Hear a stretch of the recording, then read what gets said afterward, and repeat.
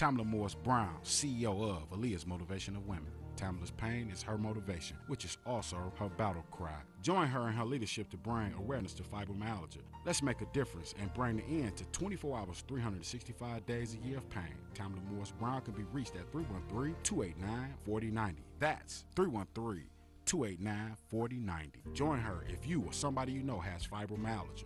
Tamla, a soldier in pain.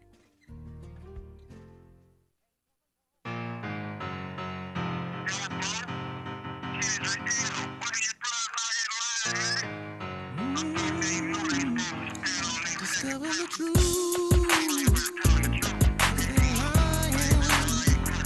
Discover the truth. Oh, they lie.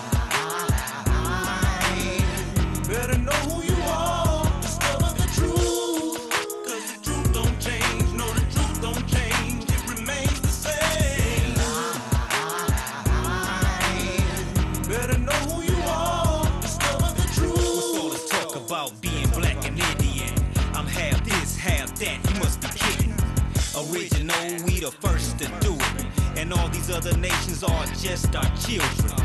Even the pale skin was made in our image. Read the book of Ruth and check out your lineage. It's the melanin that gives us a dark complexion. That's a gene, no color separation. The Willie Lynch let it work to perfection. 2000 something and y'all still guessing. Don't know your nationality or your family tree, 'cause you refuse to listen to the prophet you are lead. So I put it in a rap to a mad production. So while your head bobbing, you can start to learning something. A great importance, there's so much to learn. Rewind and track and soak it in, knowledge is born. Salutations, people. Once again, you tuned into the best. This is TV33 WHPR. And this is the Think Tank Show, and I'm your brother Sutton Bay. And we coming to you dolo solo today. Islam. You know, today is one of them gloomy days where, people, really don't appreciate the water and the rain because it impedes on they hanging out, getting out there in the streets, doing what you do, enjoying yourself. It's Friday, you just got paid, party hump, all that good stuff. Me, myself, personally, I'm dealing with a little something under the weather, but I'm all good though. I'm the weather been changing. I got hit with a little something, little springtime fever, infection. But all in all, I'm all right. So I just want y'all to be careful. Don't take this warm weather that we're gonna be receiving for granted, because it can get from nice to cold to wet to cold to wet to nice again. And when the elements is changing like that, we open ourselves up to be infected by things. But what's most important is that you wash your hands. Keep them hands washed. Well, today, man, I'm coming to y'all. I want to talk about something. My sister, I want to give a shout out to Sister Katrina Muhammad of Muhammad Mosque number 1, Sister Sonia, my wife of Muhammad Mosque number 1. I want to give assalamu alaikum to them and all the sisters of the MGT, GCC. I definitely want to let all the people know that I appreciate my co-hosts, Sister Katrina Muhammad and Sister Maxim Cook Bay, who actually has her own segment in the Think Tank Show, which is the Morris Thought. And at this particular time, Sister Katrina Muhammad has some pressing things that she had to take care of, and she done filled in for me for a couple times. So, I'm grateful to have her on board, and I just say be careful out there, sister, with the elements and drive safely. But she threw some things out there because we didn't have a guest lined up for the day, so we was basically going to just communicate with our people. And she actually set the tone by just a thought. And that tone is genocide on our people. I don't think that there's anybody out there who has touch of reality, who is in touch with reality, who can't say that our people has suffered genocide, has been through genocide back, and then genocide again. But what's a little baffling to me is why is it that we are the ones who is perceived as seeking attention or sympathy from other people because we talk about our Holocaust, our genocide that we went through over here in the United States of America for a very long time. Uh, there's no secret that the Moorish experience, or what you consider to be the black man or the black woman, the experience that we have had over here on these United States of America, has been something that no other nation can actually say that they've been through. But at the same token, it seems as though that people want us to forget. They want us to sweep things under the rug. We have to always remember that if you're not paying attention to the language of the climate or the times that we're living in, then you're really not in touch with the paradigm of the elites who run this country. So let me give you an example. One of the things, or one of the main key points that I guess you could say President Donald Trump led his campaign on, was making America great again. And many of us, we understood the overt language of that and the covert language of that. And the overt side of it was for those who was conscious enough to pay attention and knew what he was talking about. The covert side of it is because he was talking to a particular class of people, letting them know, once you get me in, that I'm going to do everything to reverse what they considered not being a great America by having a president like Barack Hussein Obama and Michelle Obama, Leah Masasha in office or in the White House. And what we have to always understand is, my people, is that just because we had a president by the name of Barack Hussein Obama, that was not our Jubilee. Our Jubilee is going to be our unity. When we, as a people, find ourselves in the paradigm, in the mental shift that we're able to unify like we unified, like what happened in 1995 on the mall in Washington, D.C. with the Million Man March, then this will be our Jubilee when we're doing something with that unity. You know, it's okay to unify, and we need to unify. That is key. Unity is definitely the key. When you look at these three great men behind me, and I apologize for those who can't see our great brother, Most Honorable Elijah Muhammad, behind me, but you know, I got my angel over here on my right, Prophet Noble Drew Ali, and I got my angel on the left, Marcus Mazel Garvey, who was the forerunner, who was taught by our holy and divine prophet. Noble Drew Ali taught us that Marcus Mazel Garvey was the forerunner for the Moorish Science Temple of America and the Moorish movement. And the forerunner is someone who was ushering in a particular paradigm that was needed for us to build a foundation to do for our people. And what was that foundation? That foundation was do for self. Up, you mighty people, and accomplish what you will. But what we must understand is, what is our will? What do we will to do? Well, I would hope that everyone, and I know that this is not plausible at this particular hour, but I will hope that everyone's will is for us to unify. Because the genocide that we have been through is the very reason why we have, and we're just going to deal with Detroit. We're not going to talk about Highland Park yet.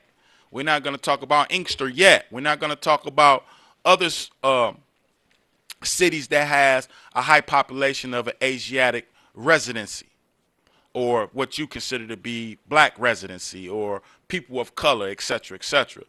And most of you who know something about the Moorish experience or the Moorish thought or the Moorish teachings, we know, or you know, that we don't subscribe to names that delude to slavery, like Negro, black, color, you know, Afro-American, you know, Negro American, all that stuff. We don't, because these was titles that was created by a system to give to us to show their ownership. See, when you have people that create your identity or create your nationality, then you are actually property of the people who created that for you, as long as you accept it. That's genocide within itself. Because when you look at who we are and where we come from as a Moorish people, it was 711 all the way up until 1492, and I'm talking about 711 AD all the way up until 1492 AD, which was the same year that Christopher Columbus was brought over here to this Western Hemisphere that we know today as being the United States of America. And in that particular vacuum and in that particular time, the Moors were the ones who were civilizing the world. We was the one that was feeding the world. We was the seafaring people. We was the educators. We took them street lights. We took them paved streets. We took them the sewage system. We took them universities. We took them alchemy. We took them science. We took them astrology, astronomy, etc., etc. We took this thing or these particular sciences over into Europe today that you know to be France, England, Portugal, Ireland, Spain, you know, and the list, Italy, the list goes on and on of the European countries that we actually civilized, including Greece. So when you're talking about Aristotle, Plato, Socrates, all these great minds that come out of the northern part of the Mediterranean Sea, which would be Europe, these particular people had came over into the southern part or across the southern part of the Mediterranean Sea and was educated in places like Egypt, Timbuktu. I mean, and the list goes on and on of great halls of learning that they came through that was facilitated by us. Not only was it facilitated by us, but it was orchestrated, put together, and the curriculum was laid down by us. And this is the very reason why we have such brilliant minds that of European descent. But something happened. See, a lot of people think that when they was putting people in slavery or people was being kidnapped and people was being brought to other parts of the world or other parts of land that would be considered to be foreign because you're not educated to the fact that there's nowhere on this planet that we didn't know existed when you're talking about the higher echelon of the educational Asiatics in Africa. We knew about the Northern Hemisphere. We knew about the Western Hemisphere. We knew about America. We knew about the Great Atlantic. We knew about these things. Before the Europeans even started writing about it, we knew about it and we was teaching them. But what we have to always understand is that they did not go. It's like you going to buy a car. So we have to look at our people at that particular time as what they were in their eyesight. And that was property. That was chattel. In the same sense of going to buy a house, a car, clothes, jewelry, etc. This was the same way that they viewed our people back then. So what do you think that they wanted at that particular hour? They wanted the best of the best. They didn't want second class or third class or some trash or some nothing like that. They wanted the best of our people. So what was they taking? They were taking the doctors. They was taking the lawyers. They was taking the educators. They was taking the farmers. They was taking those of us who was the wheel of our society and our civilization, and they was taking us and they was placing us in slavery. Why would they want some junk? Why would they want the weak and broke down Asiatics or Africans in America and bring them over to this hemisphere when they knew that they wasn't going to last no more than 10 years or 5 years on the plantation? So they wanted the best of the best. They wanted the educators. And those who was educators that was not feasible according to their agenda, they would kill them. We talking about the great gurus and the shamans. You know, we talking about the those who knew the oral history of our people. See, a lot of times people understand, we know that we had books. We know that we had libraries, great libraries, but we also understand that most of our most ancient spiritualities and mystic teachings was given to our people from mouth to ear.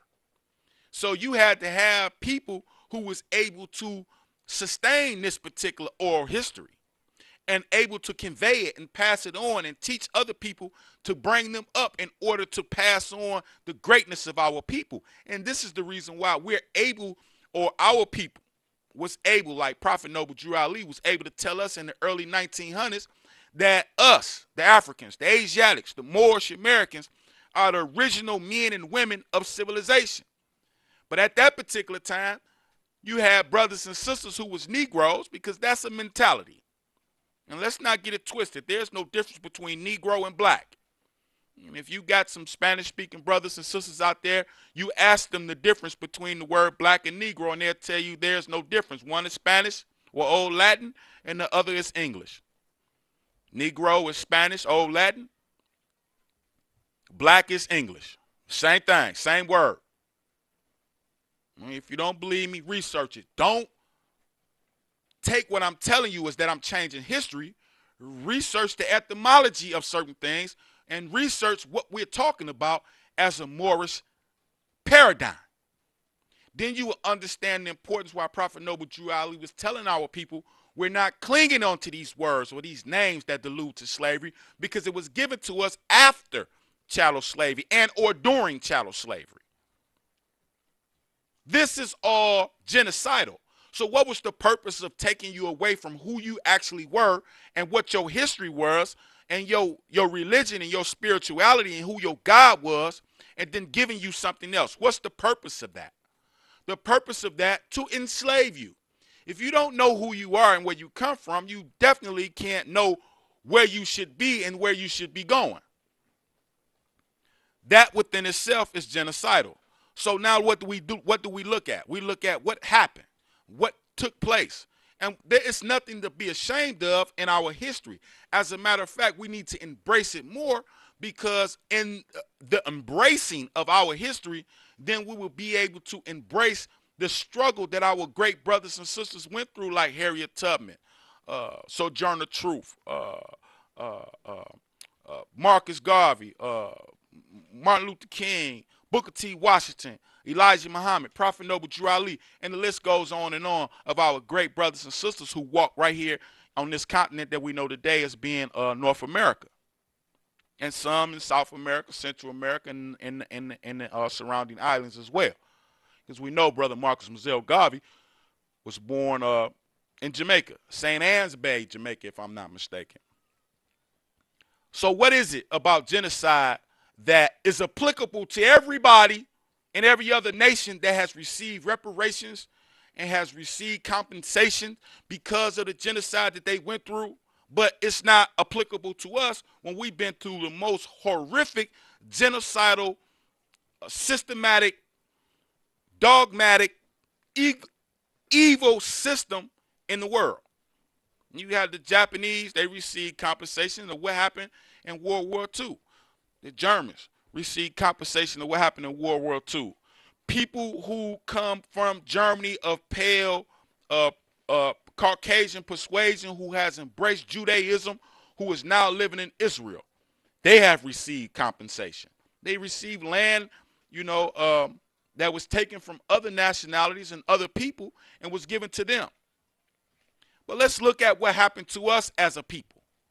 What did we receive? Even after 1865, now we understand that it's not going to take a day, it's not going to take a year, it may not even take 100 years to free the mind of someone who went through the systematic racism and genocide that we went through as a people. Let me give you an example.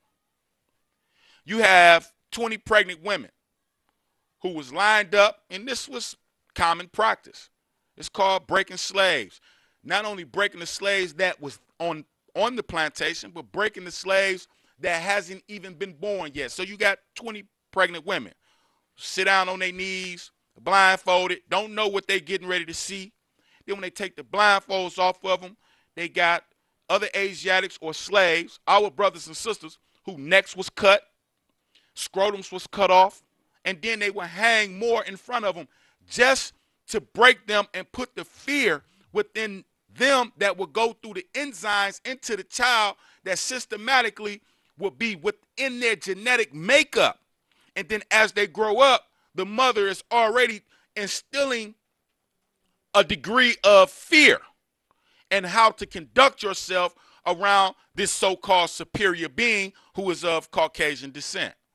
So when we have this particular generational genocide and systematic genocide being laid down on our women who are pregnant and being embedded into the children, how can it not trickle down 200-300 generations from now, or 200-300 years from now?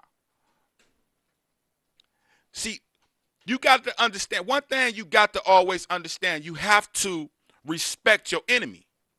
You have to study your. I'm not calling Europeans today my enemy, and I'm not saying that. I'm talking about what we went through, our genocide. There's a difference between me talking about today and yesterday. But why is yesterday important? Most important, because yesterday is a manifestation of what we have today. Yesterday is the reason why today is what it is today. Let me give you the prime example. As it is above, it is below. As the heavens is, it is below. Yesterday, it was winter. Today, it is spring.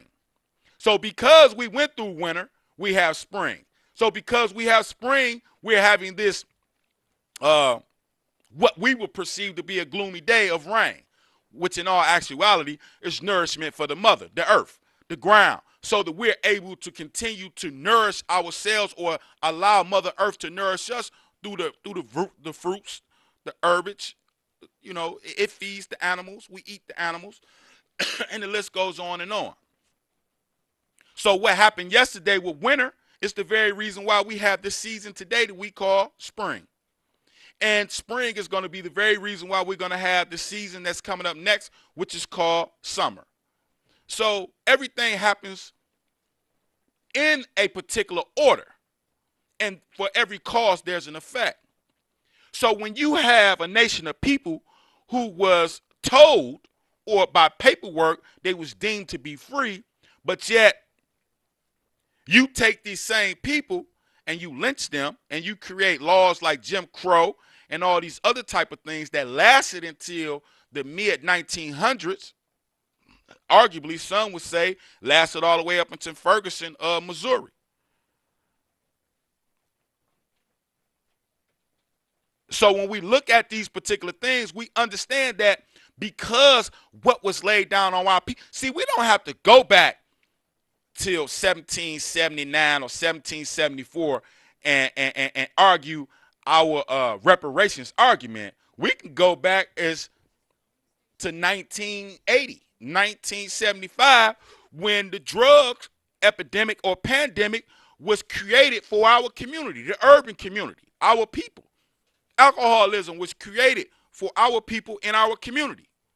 See, we have proof of this stuff. We have great sisters and brothers like Maxine Waters and John Conyers, etc., etc. As a matter of fact, when most of us who know who Mayor Coleman Young was, he told us exactly what was going to happen once they got him out of office and or he died. What was going to happen in the city of Detroit, especially downtown. He said they're going to come and they're going to take it. They're going to lay down gentrification. They're going to move you out of those predominant or those rich neighborhoods downtown Detroit, and then they're going to move other ethnicities down there.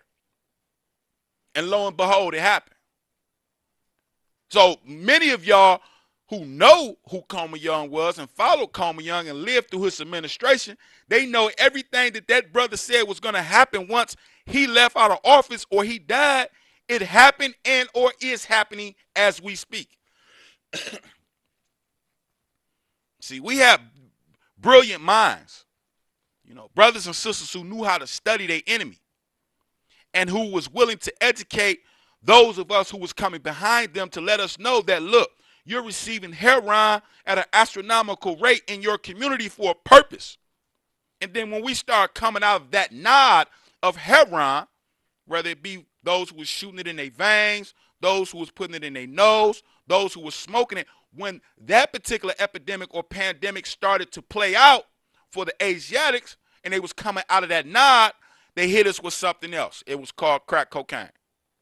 And crack cocaine destroyed our community beyond what the atomic bomb did to Hiroshima and Nagasaki. And the reason I'm so convinced with that is because it didn't just destroy Detroit. It didn't just destroy Highland Park. It just didn't destroy Inkster. It destroyed every urban community in the United States of America that had that same pandemic within their community called crack cocaine. If you look at how they was 30 years ago, 40 years ago. Matter of fact, you go back to 1985, and those of us who was living, those of you who have pictures, those of you who have sense enough to Google certain things from a historical perspective, and you look in those communities, you'll see the city blocks was full. There was no half a block of vacant lots, and then on the other side of the street, there's a half a block of burnt down houses. These communities had residents, and they was full in our community. The street lights was on. The grass was green. The people in the community looked after each other. But then when crack cocaine came in, and you go from 1985 to 1995, something happened. Then from 1995 to 2005, the neighborhoods had lost over 500,000 residents just in the city of Detroit alone. You can't tell me that that was just by chance. It just happened. It didn't. It was by design. And we are afraid to embrace that reality. And when we embrace the reality, we just not embracing the reality to point the finger. We want to embrace the reality to educate ourselves and to wake ourselves up and say, well, dang, we got to take things to another level. We have to combat this. We have to reverse this. And the only way we're able to reverse this is when we start supporting each other in our own community. We got a call. I'm going to take the call and see what the caller needs to say. Caller, you're on the air with the Think Tank Show. Please state your name and what city you're calling from. Caller, I'm talking to you. Yeah, brother, I'm listening online. And I was just listening to what you were saying about science. And one of the things that I would like to do is begin to help the people to understand life application from a scientific perspective. And like, for example, going back, you were mentioning the Moors back even during the days of Isaac Newton, when he began to postulate his theories of gravity. He had gotten all that from the Moors. He had gotten all that from the ancients. And when Galileo was peering through the telescope to try to prove to the Europeans that the earth was not the center of the universe, this was knowledge that the ancients had already. And even Copernicus, when he started talking about his inverse square law, about how the planets rotate and the mathematics behind all of that, our ancestors understood all that. The thing that you just were outlining about how drugs were introduced in our community is the same thing when you talk about how religion was introduced into our community. All of these things were given to us to distract us from the use and power of our spirituality and our minds and make us identify only with the body. And this is not where the power is, in the body. The power is in the mind. Now let me show you how that looks. In Detroit, my hometown, when you are totally identified with the physical world as a cause, you think that where you sit, where you are physically located, is your power.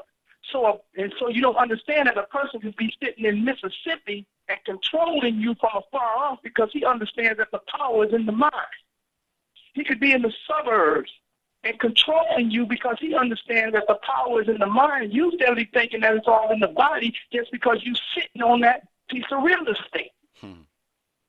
I say that one of the things we need to get back to is our spirituality and get away from the body identification as the primary focus of our energy, because as long as we identify with the body as a cause, we ignore the true cause, and it's the mind, and we continually talk about what that body is doing to this body. The European knows how to use physics against you. Right. You don't know how to defend yourself against it, and I'm just using you in the generic term, generic sense. Okay. You can't defend yourself against him, so all you're relegated to is rehashing what he's done to you. But because you do not have the power or have not used the power the natural defense mechanism that you have. If you really want to understand, you read Othello. This is about the Moors, by the way, but he's Othello was the Moor, brother. Pardon? I said Othello was the Moor, huh? Yeah, he was the Moor in the story written by Shakespeare. Right. We're not talking about an Arab. We ain't talking about no Arab though, right?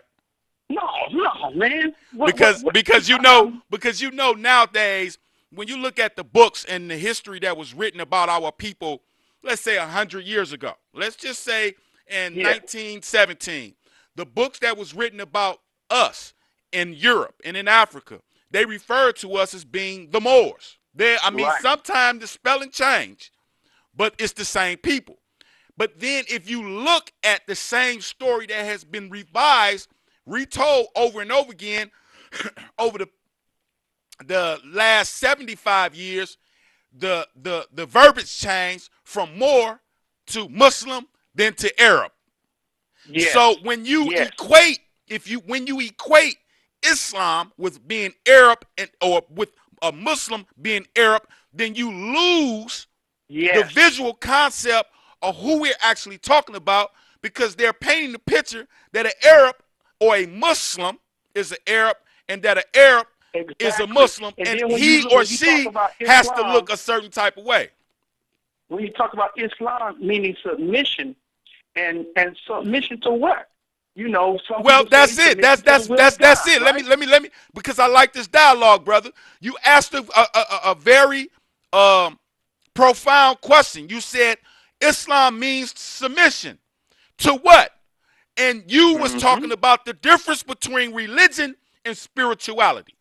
And when you're submitting to Allah, because that's what Islam is, it is the submission to the will of Allah. That is spirituality. Because when you know who Allah is, and you know for a fact that Allah is self and self is Allah. We're not talking about the lower nature. We're talking about this higher nature. We're talking about what is written over the great pyramids. Children, know thyself. Yes. And when you understand this, then you understand that true Islamism is the ancient Egyptian mystery system. In the ancient Egyptian mystery system, spirituality is not without, it's within. But in order to understand what is without or is out of the physical self, you must understand what's in you. Because as it is above, it is below. You can't find anything one of the laws in nature that's not within self. Was that one of the laws of the Kabbalion? Was that what you just said? That as so below, so above. You know, as without, so within.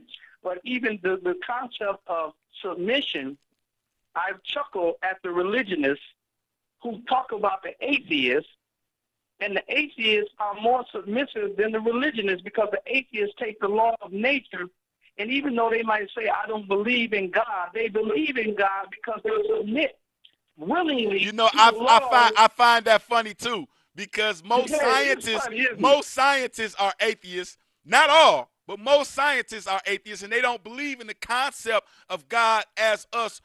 How should I say?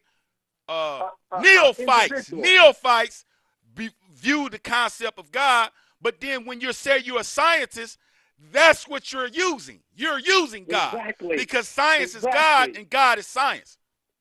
Yes, sir. Well, I was enjoying the program, brother. I just wanted to kick you in on that. And I hope that the people begin to consider mathematics a little more, biology, physics a little more, and chemistry a little more as an avenue towards elevating our thinking above the war and become controllers rather than the control. Right. And by the way, a man that owns the planet can go anywhere and rule. He don't have to be sitting here or there, because he knows that's the whole concept of Jesus. When he said, "Go away, your son is healed," he sent his word to heal the fellow. That's a fact. He understood the mentalism, and he understood that his mind had the power to control across space and time. And that's what's happening to us, being controlled across space and time, of acting by the body. We're acting violently rather than mentally. Right. So that's my point. Hey, well, brother, I definitely appreciate you tuning in, taking your time out to call in and spending a little time with us and dropping them jewels on us because we definitely need it, man. Peace, man. I hope you tune in to us next week at the same time, same place, right here on the Think Tank Show, TV33WHPR and TV33WHPR.com, the Roku box, Google TV, Amazon TV, what's that? Comcast 91. I mean, the list goes on and on. We worldwide. This is not just the Detroit Highland Park radio station. This is a worldwide network, and you can reach us all over the world. And you got some brothers and sisters in Africa that's watching us right now. And you got brothers and sisters all in different countries and different states watching us via Facebook, whether it be streaming on Facebook Live, etc., etc. But you know, the thing that most radiated with me is that we're not using the genocide that we went through because we understand what happened. Most of us understand what happened to us. And a lot of our people don't want to remember what happened to them. And I guess it's easier to be unconscious than it is to be conscious because once you know better, you got to do better. And when you got to do better, you got to give a lot of different things up. And that even goes for me. I tell people all the time, I really don't want to hear nothing about no dietary stuff. I just ain't going to eat no pork. But it's some stuff that I really need to know because, you know, I enjoy my potato chips. I enjoy my fried chicken. I enjoy my steaks. I enjoy, you know, certain things that I don't have that doesn't serve my best of interest physically. When you're talking about sustaining this physical tomb that I lie in, which is my actual self, who I am. This is not me. This is the tomb and what's housed who I am and what I am. But we understand that there is something that we must understand that we must get to, and that's unity. And that is the greatest spirituality of our people and for our people. It's when we unify for a common goal, a common God, and a common purpose. And when we understand that this is, I mean, I don't care if you're Judas, I don't care if you practice Judaism, you practice Christianity, Buddhist, Islam, from Arabic culture perspective, or you're practicing Islam from a more Science Temple of America perspective, or from nation. It doesn't matter. What we have to understand is that we got business to take care of. We're behind as a people. And what shows that we're behind as a people is those of us who was born and raised in the city of Detroit and other urban communities as well. I'm not leaving y'all out. But my brothers and sisters that's from Detroit and Highland Park, that is 50, now I say that's 35 on up, that remember how the city of Detroit looked in the 80s and parts of the 90s compared to how it looked today. You can't tell me that fire and brimstone did not hit us. When you go off into our community, it look like a war zone. It look like bombs been dropped on us. It looked like fire and brimstone that came out of the heavens.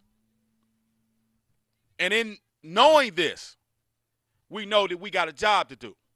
We know that the wrath is on us. And the only way that we're going to get the wrath off us is through our unity. So what I'm going to do is I'm going to ask everybody that is tuned in to us right now, I want y'all to keep it locked because we're going to take a small break. But in the process of taking this small break, we're going to be setting things up for our sister Maxim Cook Bay, who is bringing to you the Morris Star.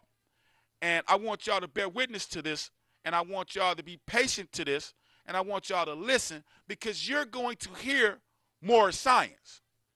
You may not agree how I teach. You may not agree on how I speak. But understand this right here. We all not going to do it the same. But that's what makes us powerful. That's what allows us to cover more terrain and more ground. Because we all have our different wheels and our ways and how we apply. Knowing the truth is one thing, but application of the truth is another.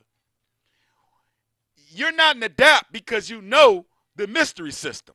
You're an adept when you apply what you have learned in the mystery system. And with that, I'm your brother A. Sutton Bay, and you definitely tuned in to the Think Tank Show. So keep it locked because our sister Maxim Cook Bay, she will be coming up next with the Morris Star. So y'all hold that. Don't go nowhere. Excuse my my tilt. Didn't mean no harm, y'all. Peace. Tamla Morris Brown, CEO of Aaliyah's Motivation of Women. Tamla's pain is her motivation, which is also her battle cry. Join her in her leadership to bring awareness to fibromyalgia. Let's make a difference and bring the end to 24 hours, 365 days a year of pain. Tamla Morris Brown can be reached at 313-289-4090. That's 313-289-4090. Join her if you or somebody you know has fibromyalgia. Tamla, a soldier in pain.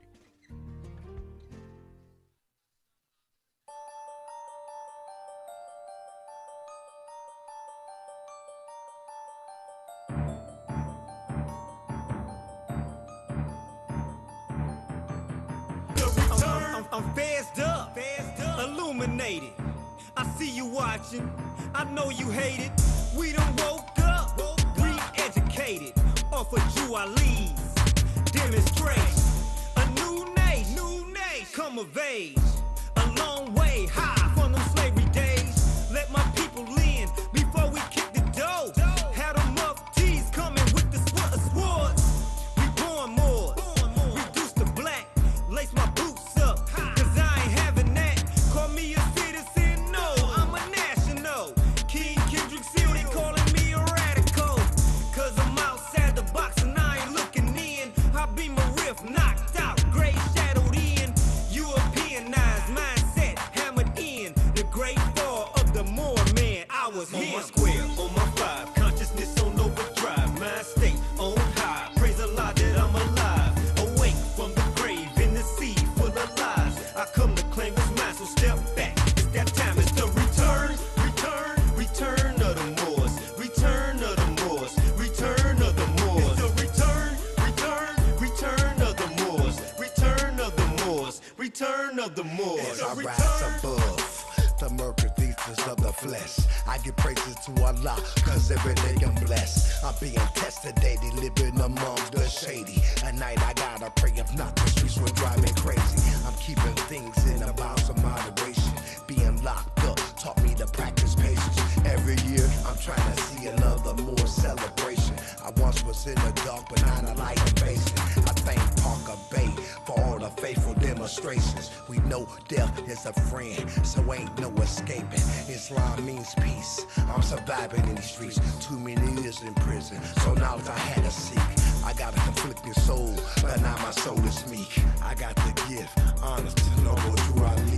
He opened my eyes, so now I plainly see what the Moorish Sign Temple strictly did for me. On my square, on my five, consciousness on overdrive. Mind state on high, praise Allah that I'm alive. Awake from the grave in the sea full of lies. I come to claim what's mine, so step back. It's that time, it's the return of the Moors. Return of the Moors. Return of the Moors. It's the return of the Moors. Return of the Moors. Return of the Moors. It's the return.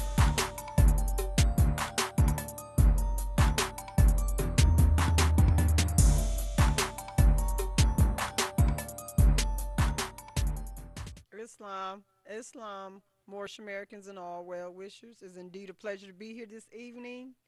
First and foremost, I'd like to say give praise to Allah, the great God of the universe, and honors to the Holy and Divine Prophet, and honors to all our Holy and Divine Prophets, Jesus, Muhammad, Buddha, and Confucius. I give honors to your parents, my grandparents, and your grandparents, and our ancient forefathers. I give honors to everything pertaining to the uplifting of fallen humanity. I'm going to start by saying the Moorish American prayer. 2 on the right, 5 on the left. Face the east. 45. Put your heels together at a 45-degree angle. Allah, the Father of the universe, the Father of love, truth, peace, freedom, and justice. Allah is my protector, my guide, and my salvation by night and by day through his holy prophet, Drali. Amen. Today, I should be reading from the Moorish literature. On the front it says Salvation, Unity, Moorish Literature, Moorish Science Temple of America Incorporated, Prophet Noble Drew Ali, founder. Prophet Noble Drew Ali is the founder of the Moorish Science Temple of America Incorporated. The Divine Movement. This is a movement. That means we are to move forth and be industrious. Noble Drew Ali, the prophet and founder of the Moorish Science Club of America, to redeem the people from their sinful ways. I should be reading the editorial from page 5.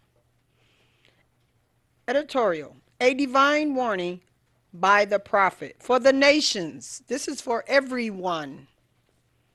The citizens of all free national governments, according to their national constitution, are all of one family bearing one free national name.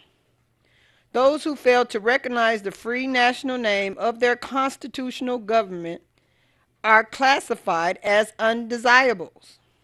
So if you continue to cling to any other slaveholder marks or names or statuses that allude to slavery and keep you in mental slavery, either Negro, black, colored, Ethiopian, African American, or whatever name they decide to come up with, instead of becoming who you are and your ancestors were, the Moors, which makes you Moorish Americans, descendants of Moroccans born in America,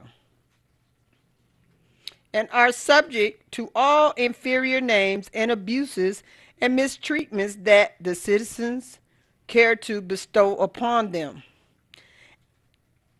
As the brother was speaking earlier, before me, Brother Sudden Bay, the genocide, the things that we are experiencing right now, they are treating you as undesirables as long as you continue to cling to the names that derive to mental slavery. And it is a sin for any group of people to violate the national constitution laws of a free national government and cling to the names and the principles that allude to slavery. I, the prophet is informing you.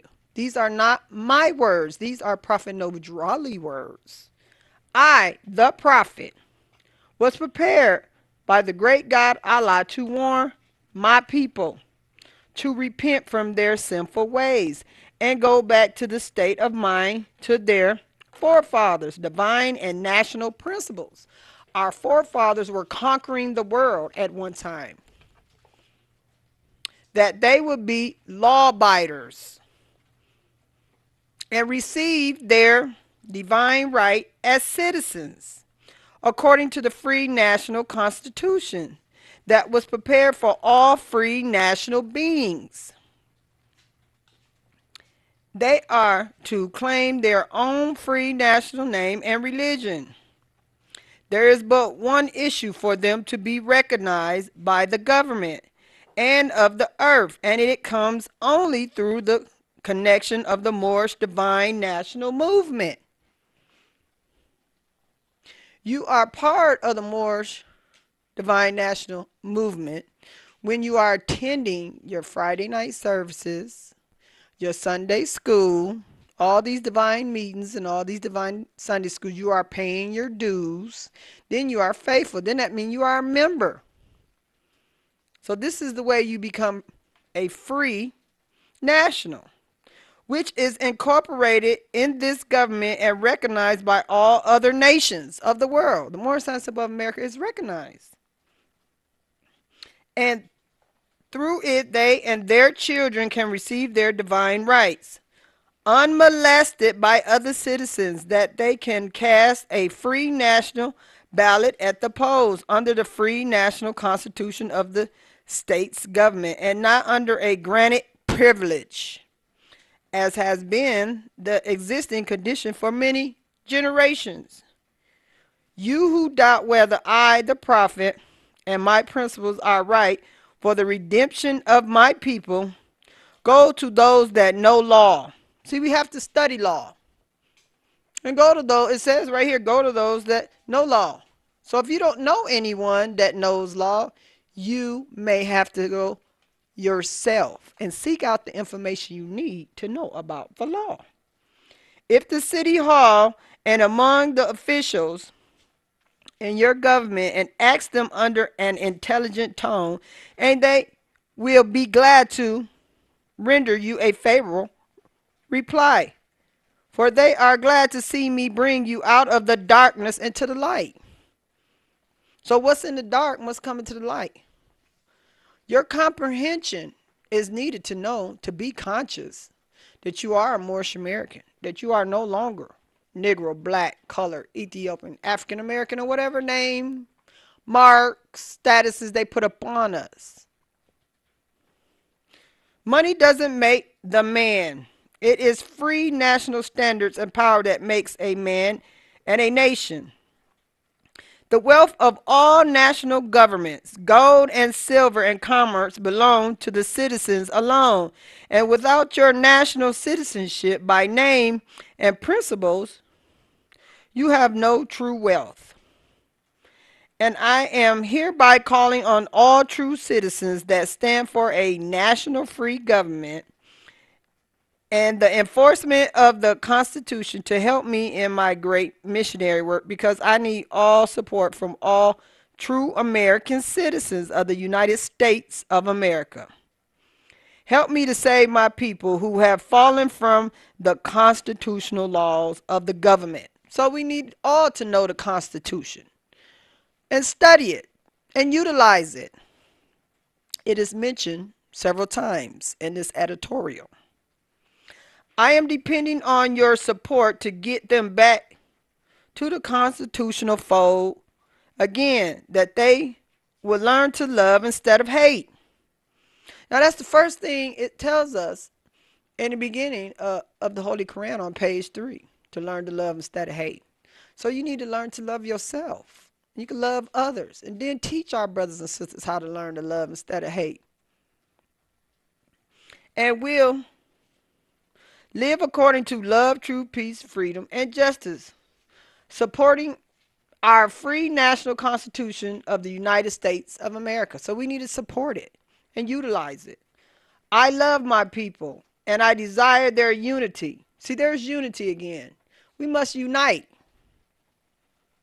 as one. All nationalities, Moorish Americans, Asiatics, so-called blacks, African Americans, all us need to unite. All us Asiatics and Muslims. I love my people. I desire their unity and mind back to their own free national and divine standard, because day by day they have been violating the national and constitutional laws of their government by claiming names and principles that are unconstitutional. So you need morals and principles. If the Italians, it says, if Italians, Greeks, English, Chinese, Japanese, Turks, and Arabians are forced to proclaim their free national name and religion before the constitutional government of the United States of America, it is no more than right that the law should be enforced upon all other American citizens. All these different nationalities are forced to proclaim their nationality. So would that mean we need to do the same? Because a man cannot be Negro, black, colored, or any other names that they decided to come up, or marks to put upon the Moors. It tells you right there.